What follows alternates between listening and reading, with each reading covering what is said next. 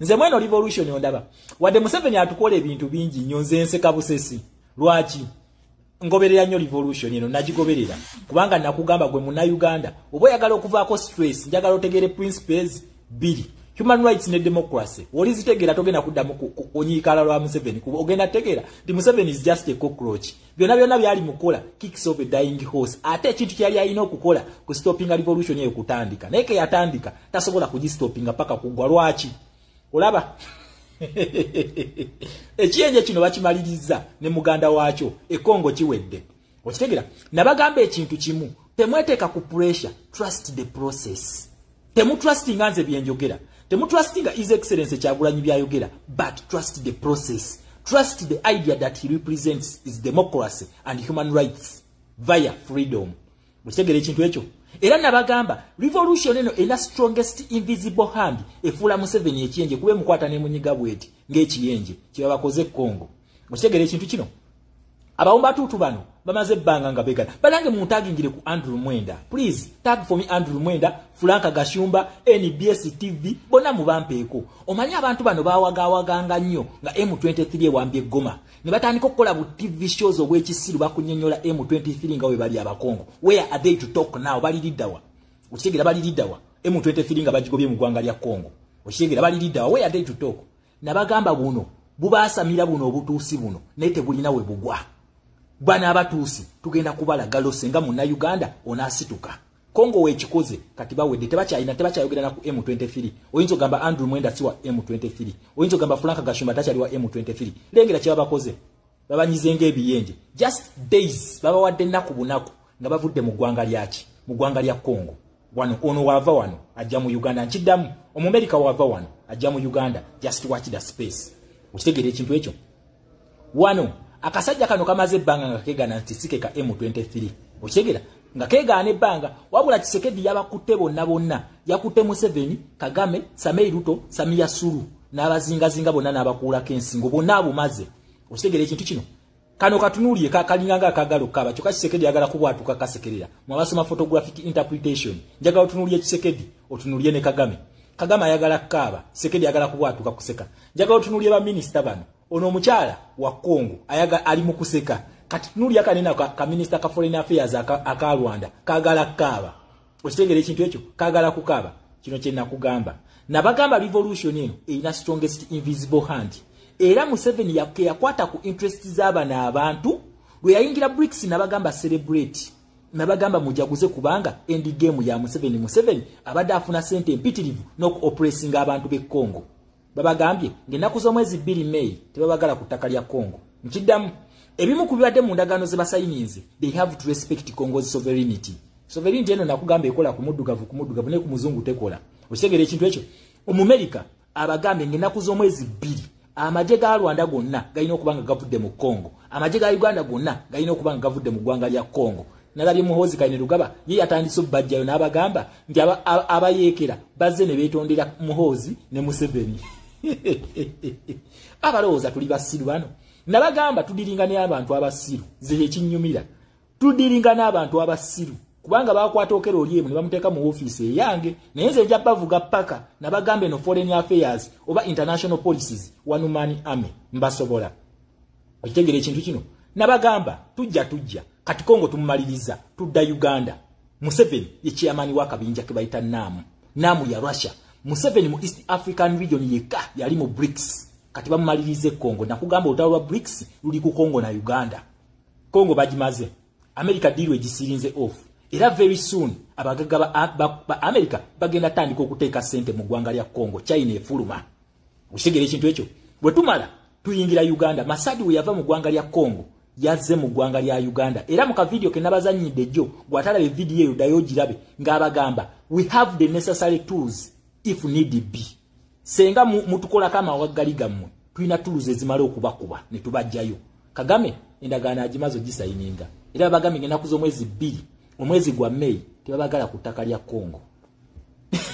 30 years nga ba oppressing nga batta abantu be Kongo. 30 years nga batta aba Kongo. Kaweddemu.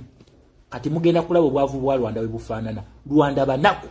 Rwanda nsi njavu ebadde eberawo ku bubbi.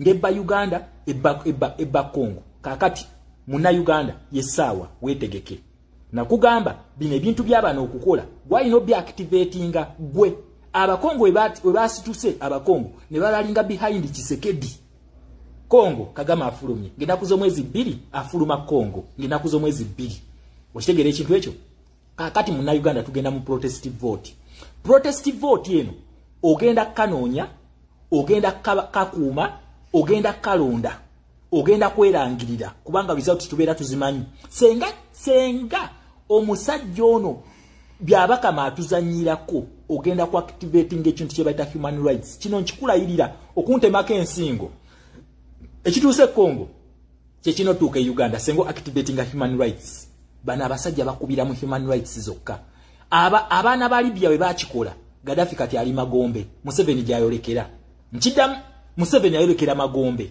senga muna Uganda o activating human rights abakongo we baza activating Kagame izinomo mu gwanga lya Kongo awedde era kati asigadde paka ngenda kuzomwezi ezi aga Uganda ko gatandise ddo okudda era ensonga lwaki mwalabi muhozi kaine lugabanga abagamba nti abayekera bali mu kwetondera Museveni yes abana Uganda bali kudda bali komawo okitegere ekintu ekyo America nabagambi yazze kusigala mu region kati abagaga ba America mugenda bala bayike Kongo mugenda bala banga bayike Kongo ate bave Kongo bajja Uganda kubanga nakugamba ono Masadi Boris we yamala igwanga lya Kongo yadda mu Uganda era asinkana companies aba America ezili mu gwanga lya Uganda de-dollarization olutalo balwangulya kati mu Uganda focus yonna kati egenda ku Uganda naye nkugambye munna Uganda bano bakolya mu human rights bayitira mu abantu mwe mu activating nga kino Museveni ekimujirira yakimanyi ensonga lwaki omulaba alwanyisa kati protestive vote fete tutunulidde vote tunuli ekigambo kibayita protest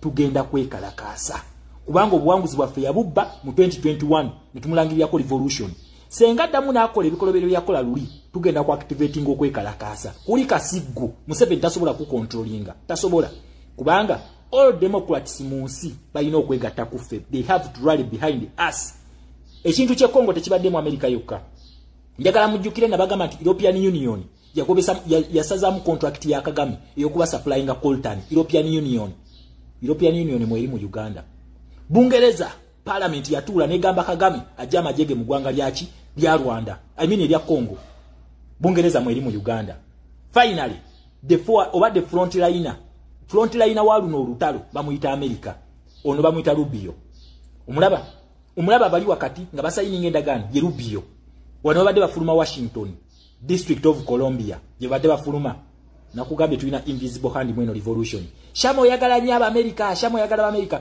nze saagala America niyo banga America bagenda okututasa okujjako mu 7 so be it mbagala yes sigenda kwagala mu Russia omurasha wadde mu 7 million 3 mu military aid kababo mu Russia nalabika ebintu olede ebyamaguzi yabitutedde abadde musasula kati okwagala okutisa bana Uganda ti etufunye sente z'amaje kati ne babikuba mu Russia muwadde sente ola billion $1 je bakuwanga buli mwaka okumala emyaka 4 yakulema okukozesaamu ekyamagezi kati ze bakwadde 3 mbwe zigenda okukolamu ekyamagezi nonsense mustegere ekintu kino so muna Uganda twetegekere change je tubadde tugenda bagamba munonye capital n'olunaku yayingira BRICS nabagamba munonye capital ostegere ekintu ekyo kati Kongo wano kye basigazaamu waliyo kubajjukira mu Kongo mu mulimu bibebe kulu bi edikenzo bino bimpuga balino bikwata babikuba emiggo abana bawazalendo balino okukola revenge era kyovola abana bawazalendo bagenda ekiro ne bakuba Abanyarwanda bagenda ne balumba ne bakuba Abanyarwanda ne baddayo ne bekweka ne bagenda ne bakuba kuba kibanyi bagenda kati bakuba taamu egenda mugenda akasubizo kuba abana bawazalendo balino obusungu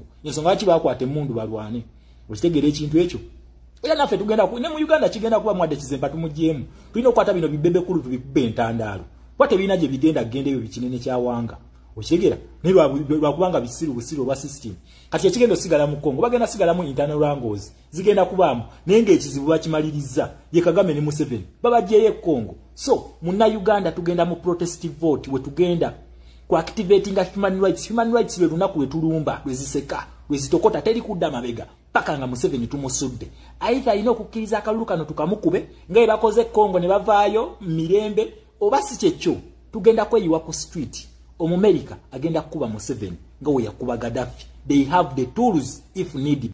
Alright, oli ku Yugi Update TV kwa sinzo bango tuuliza gwatana tuyongako kirira wansi waliwo ekigambo subscribe kikoneko obeere ng'otwegattako ddala bulungi nnyo ali eyampuliriza. Wabula towerabira koona mukadde nakugamba kakuyambako okuleetera notification message okusobola okulaba nga obeera alert ng'obeera bulindaala ku buli information gye tuba tutaddeko obeere nga gwasooka okuba ng'ogimanya ogisharinge ogitegeezeeko ne banno oba oli awo. Abali emitala w'amayanja mu diaspora mbalamusizzaako mwebale kwekuumira ku Yugi Updates TV.